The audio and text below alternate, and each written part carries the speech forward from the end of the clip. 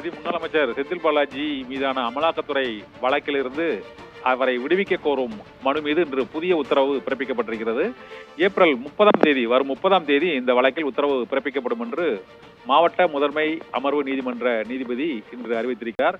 அமலாக்கத்துறை தாக்கல் செய்துள்ள ஆவணங்கள் மற்றும் அவர் மீதான குற்றச்சாட்டுகள், வங்கி ரசீது உள்ளிட்ட பல்வேறு ஆவணங்களில் விவரங்கள் மறைக்கப்பட்டுள்ளன, எண்கள் மாறியுள்ளன என்று செந்தில் பாலாஜி தரப்பில் இன்று முதன்மை அமர்வு நீதிமன்றத்தில் புதிய மனு தாக்கல் செய்யப்பட்டது. இதனால் அமலாக்கத்துறை வழக்கில் இருந்து தம்மை விடுவிக்க கோரும் இந்த மனு மீது புதிய ஆவணங்களின் அடிப்படையில் உத்தரவு பிறப்பிக்க வேண்டும் என்று செந்தில் பாலாஜி தரப்பில் தெரிவிக்கப்பட்டது. ஆனால் இதற்கு அமலாக்கத்துறை தரப்பில் மறுப்பு தெரிவிக்கப்பட்டது.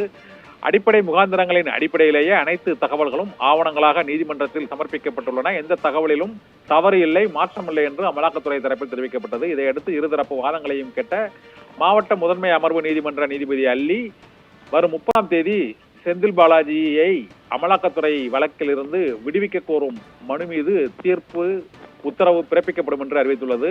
இந்த உத்தரவுக்கு பிறகுதான் முன்னாள் அமைச்சர் செந்தில் பாலாஜிக்கு ஜாமீன் வழங்கப்படுமா வழங்கப்படாதா, எப்போது கிடைப்பதற்கான வாய்ப்பு இருக்கிறது என்பது குறித்து முடிவு எடுக்கப்படும் என தெரிகிறது.